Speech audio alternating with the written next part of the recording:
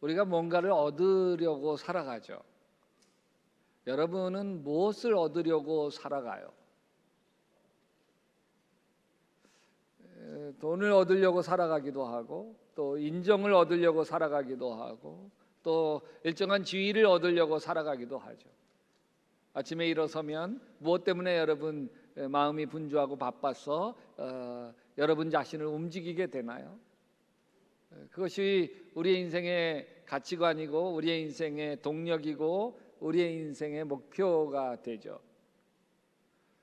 사도 바울은 오늘 말씀에서 좀 특별한 자신의 목표, 특별한 인생의 이유를 설명해 주고 있습니다.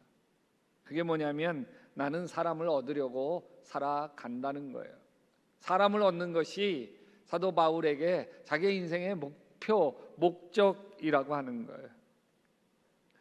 오늘 이 이야기를 여러분 오늘 말씀에서 같이 나누려고 합니다. 여러분, 바울이 고린도전서 이 말씀을 쓸 때 마음이 막 찢어졌죠. 정말 당신의 모든 걸 쏟아부어서 고린도 교회를 세웠지 않아요? 이 타락한 도시에서 정말 손이 굳은 살 생기도록 천막지기로 그렇게 낮에는 일하고 밤에는 복음을 전하면서 그렇게 열심히 전도했습니다. 유대인들에게는 막 핍박을 당하기도 하고 헬라인들에게는 조롱을 당하기도 하면서 그 모든 것을 딛고 고린도 교회를 우뚝 세워냈습니다. 얼마나 뿌듯하고 자랑스러웠겠습니까?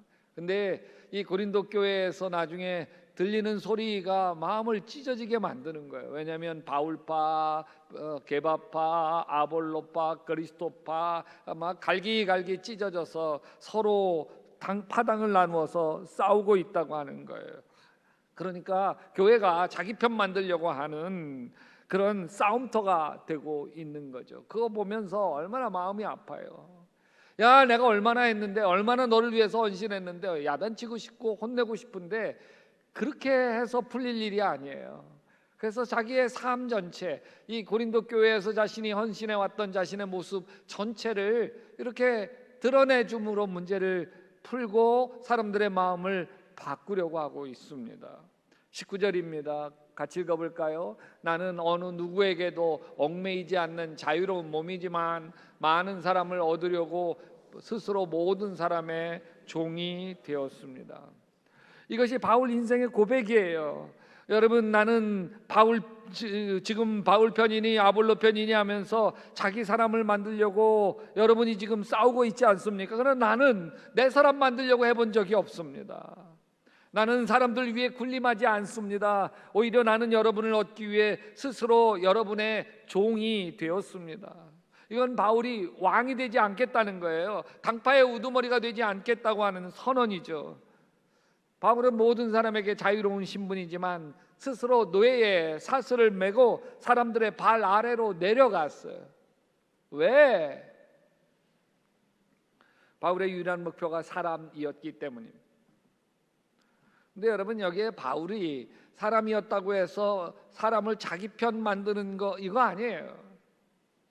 이 바울이 사람이 목적인 중요한 이유를 20절 이하에서 이렇게 이야기해요. 내가 유대 사람들에게는 유대 사람처럼 된 것은 유대 사람을 얻기 위해서, 율법 아래에 있는 사람들에게 내가 율법 아래에 있는 것처럼 살아가는 것은 그들을 얻기 위해서, 율법이 없는 사람들에게는 없는 사람처럼 되는 것도 그들을 얻기 위해서, 믿음에 약한 사람들에게는 약한 사람들 얻으려고 나도 약한 사람 되어서 나는 모든 종류의 사람에게 모든 것이 다 되었다. 다 맞춰주겠다는 거예요. 너 그래 맞춰줄게. 너 그래 맞춰줄게.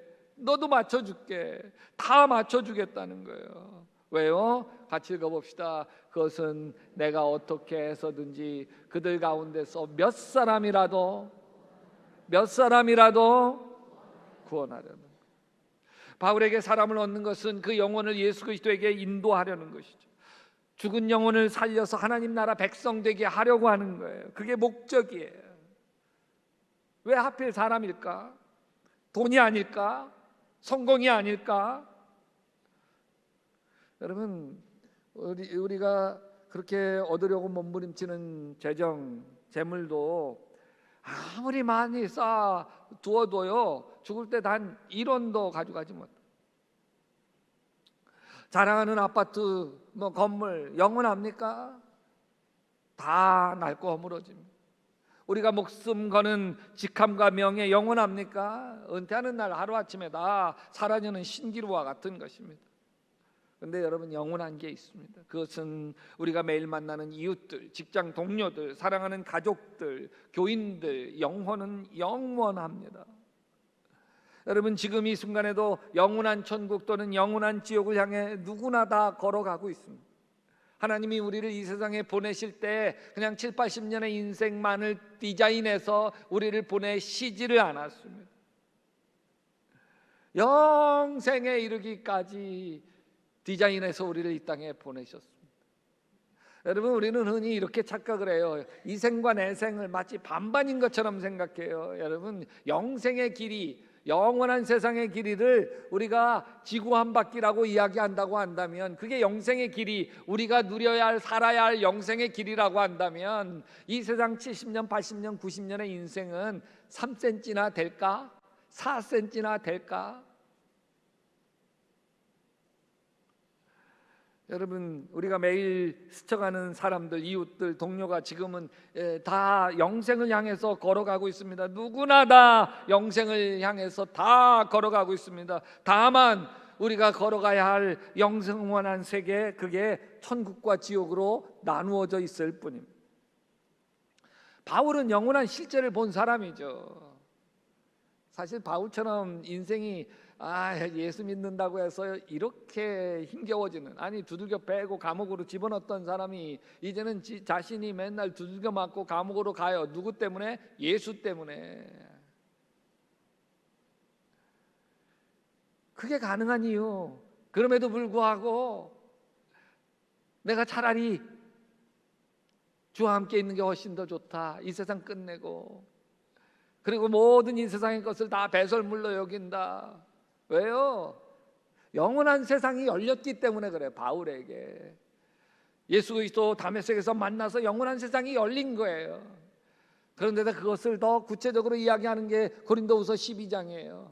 내가 내 몸 안에 있었는지 몸 밖에 있었는지 내가 잘 모르겠다. 그러나 셋째 하늘까지 올라가서 내가 사람의 말로 이루 말할 수 없는 그 어떤 세계를 본 거예요. 그래서 이 세상뿐이면 우리가 가장 불쌍한 자리라, 영원한 세상, 그 세상을 딱 보고 난 뒤로부터는 이 세상이 다 시시한 거예요. 시시해. 우리가 예수를 믿어도 영생에 대한 믿음이 없어요. 그러니까 작은 일에 섭섭해하고 속상해하고 지면 못 견디고. 나는 바울이 보았던 그 세계가 여러분들, 저에게도 열릴 수 있게 되시기를 바랍니다. 예수님도 갈릴리 어부를 처음 부르실 때 이렇게 말씀하셨어요. 나를 따라오너라, 내가 너희를 사람을 낚는 어부로 삼겠다. 평생 물고기 바라보던 이 어부들에게 눈을 들어 영원을, 영생을 바라보게 하신 거예요. 여러분, 예수를 제대로 믿는다고 하는 거, 그건 교회 오래 다니고 직분 얻는 거 아니에요. 영생을 보고 영혼을 보는 거죠. 그 눈이 열리는 거예요. 재물의 크기에 따라서 사람을 평가하지 아니하고, 세상 지위로 사람을 차별하지 아니하고, 한 영혼이 천하보다 귀하다고 하는 주님의 마음을 품게 되어지는 거, 이게 예수 믿는 거예요. 지금 여러분 마음에 떠오르는 사람이 있습니까?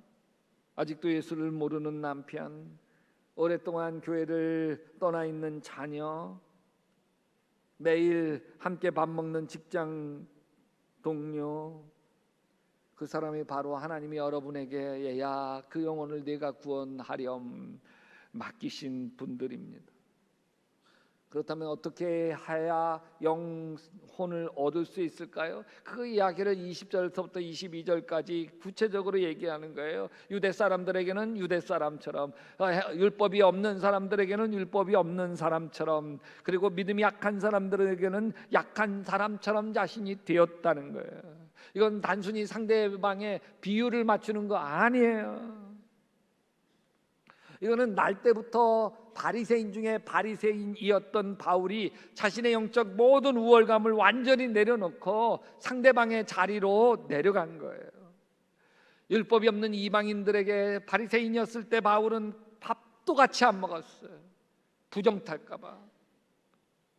근데 골수 유대인인 바울이 그들을 얻겠다고 그들의 친구가 되어준 거죠.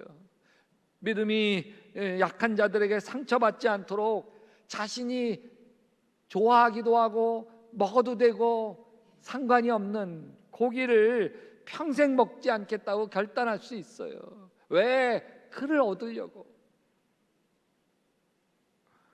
이건 피 흘리는 자기 부인이에요. 여러분, 같이 되어줌, 이것으로 온몸으로 살다 간 사람이 있어요. 19세기 벨기에의 데미안 신부입니다. 지금도 하와이에 가보면 데미안 신부가 성인으로 추앙되어지고 있어요. 동상도 아주 예쁘게 있고. 나병 환자들이 세상으로부터 격리되어 절망 속에 살던 하와이 몰로카이 섬에 자원해서 들어갑니다. 상처를 소독해주고 음식을 나누어주며 열심히 봉사했습니다. 근데 시간이 지나도 환자들의 마음이 열리지를 않는 거예요. 냉수적이에요. 동정하지 마세요. 값싼 동정하지 마세요. 우리 고통을 신부님이 어떻게 알아요? 건강하시잖아요. 때가 되면 또 떠나실 거잖아요. 그 말에 충격을 받은 데미안 신부가 깨닫습니다. 위에서부터 내려오는 동정으로 결코 이분들의 마음을 얻을 수가 없네. 어떡하지? 그래서 하나님 앞에 엎드려 기도하기 시작합니다. 그 기도 내용이 참 놀라워요. 주님, 저들과 같이 되게 하여 주시옵소서. 저에게도 제발 나병을 주시옵소서. 나병을.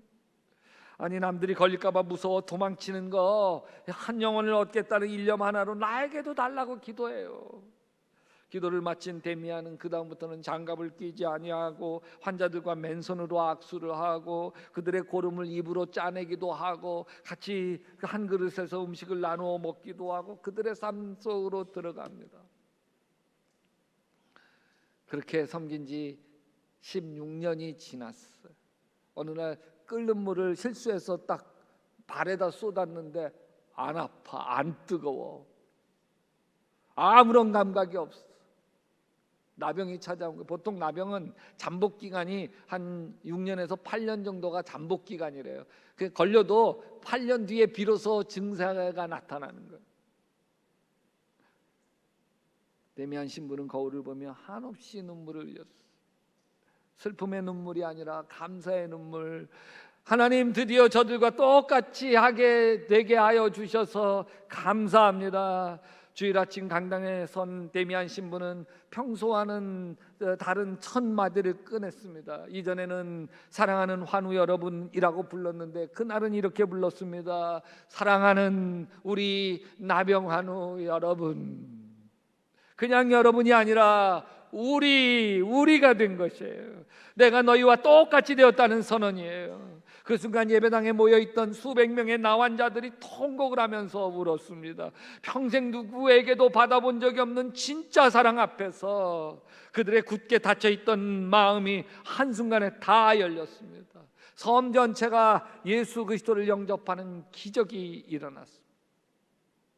여러분, 사람은 설득과 설명으로 얻어지는 게 아닙니다. 오직 사랑과 공감으로만 얻어지는 거예요. 높은 자리에서 훈계할 때 얻어지는 것이 아닙니다. 철저히 낮아져서 그 사람과 같이 되어줄 때 비로소 얻어지는 거예요. 그것이 바로 예수님이 우리에게 하신 일입니다. 빌립보서 2장 6절에서 이렇게 노래합니다. 같이 읽어봅시다. 그는 하나님의 모습을 지니셨으나 하나님과 동등함을 당연하게 생각하지 않으시고 오히려 자기를 비워 종의 모습을 취하시고 사람과 같이 되셨습니다. 하늘 보좌에서 내려다보면서 사랑한다 외치지 않으셨어요. 직접 인간의 몸을 입고 이 땅에 오셔서 우리의 배고픔을 아시고 우리의 눈물을 아시고 배신당하시는 쓰라림을 아시고 십자가에 못 박혀 죽으셨습니다. 우리의 영혼을 구원하기 위하여 기꺼이 종이 되고 십자가에서 물과 피를 다 쏟아주신 하나님, 그분이 우리가 섬기는 하나님입니다. 바울은 그 은혜를 깨닫고 이렇게 고백합니다. 예수님이 나를 얻으려고 종이 되셨는데 내가 뭐라고 저 영혼을 위해 종이 되지 못하겠는가? 여러분, 이 말씀을 들으면 감동이 되죠. 감동이 되죠. 나도 저렇게 낮아지며 살고 싶다. 나도 영혼을 얻는 삶을 살고 싶다. 그런 마음의 소원이 일죠. 근데 교회 문을 나서서 집에 가서 남편 얼굴을 보면 왜 다시 마음이 힘들어지나요? 직장에 출근해서 나를 무시하는 동료를 보면 왜 가슴이 무거워지나요? 왜 예배 때는 은혜를 받고 결심했던 것들이 현실에는 빈번하게 무너지는 걸까요? 이유가 뭘까요? 우리가 낮아져서 섬기지 못하는 가장 중요한 원수가 밖에 있는 게 아니에요. 사람을 잃어버리게 되고 자꾸 사람과 보이지 않게 벽이 생기게 되고 거리가 되게 되어지는 이유가 밖에 있지 않아요. 진짜 원수, 나를 힘들게 하는 거는 그 인간, 그 사람이 아니에요. 진짜 원수는 내 안에 살고 있습니다. 내 자존심, 내 고집, 내 교만, 내 의, 나에게 욱하는 성질, 그것이 시도 때도 없이 고개를 들어요. 고개를 들어. 불끈불끈. 그래서 사도 바울은 오늘 본문 말씀의 후반부에 갑자기 경기장에서 달리기 하는 사람 이야기를 꺼냅니다. 그러므로 나는 목표 없이 달리듯이 달리기를 하는 것이 아닙니다. 나는 허공을 치듯이 권투를 하는 것이 아닙니다. 같이 읽어봅시다. 나는 내 몸을 쳐서 굴복시킵니다. 그것은 내가 남에게 복음을 전하고 나서 도리어 나 스스로는 버림을 받는 가련한 신세가 되지 않으려는 것입니다. 바울이 왜 영혼 구원 얘기를 하다가 갑자기 운동선수 이야기를 하실까? 그 핵심은 27절 때문입니다. 나는 내 몸을 쳐서 복종시킵니다. 자기 자신을 깨뜨리지 아니하면 절대로 사람을 얻을 수가 없기 때문에 그렇습니다.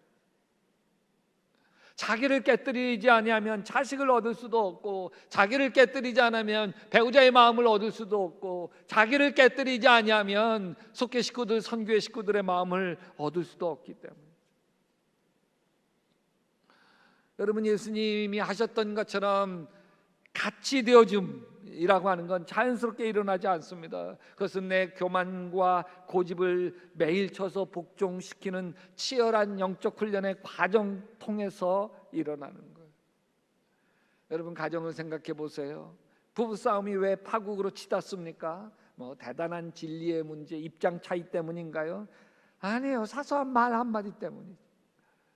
조금만 내 자존심 내려놓고 여보 내가 미안해, 그 한마디면 끝날 일이죠. 근데 끝까지 굽히기 싫어서 내가 뭘 잘못해서 당신은 안 그래.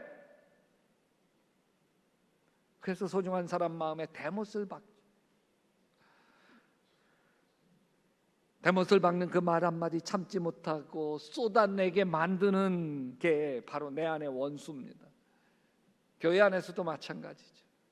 하나님의 영광을 위해 봉사하고 헌신하면서도 교회 안에서 내 의견이 무시당하고 내가 충분히 인정받지 못한다고 생각하면 삐지고 화나고 못 견뎌요. 내가 이 교회에 몸담은 지 얼만데 날 뭘로 봐? 끝까지 이겨먹으려다가 한 선교회 식구를 실족시키고 믿음이 약한 자에게 상처를 입히며 결국은 영혼을 잃어버립니다. 올림픽 국가대표 금메달 확실한 목표를 위해서 먹을 거 먹지 않고 하고 싶은 거 다 하지 않고 단 0.01초라도 단축하기 위해서 새벽마다 막 숨이 턱끝까지 차도록 고통을 참아내며 자기 단련을 훈련을 합니다. 근데 썩어질 금메달도 그렇게 젊지 않은데 영원한 생명을 영적으로 취하는 경주를 하는데 내 승질 다 버리고 내 고집 다 피고 하고 싶은 말 다 해버리고 쏟아내면 어떻게 영혼을 구원할 수 있겠습니까? 여러분, 내가 한번 참으면 한 영혼이 주님을 보게 됩니다. 아멘. 내가 한번 자존심 굽히면 이렇게 담이 쌓이고 깨어진 가정이 치유되기 시작을 합니다. 내가 한번 억울함을 참아내면 교회 안에 상처가 아물어가기 시작합니다. 여러분, 우리는 언젠가 이 땅의 삶을 마감하고 하나님 보좌 앞에 서게 될 날이 반드시 오죠.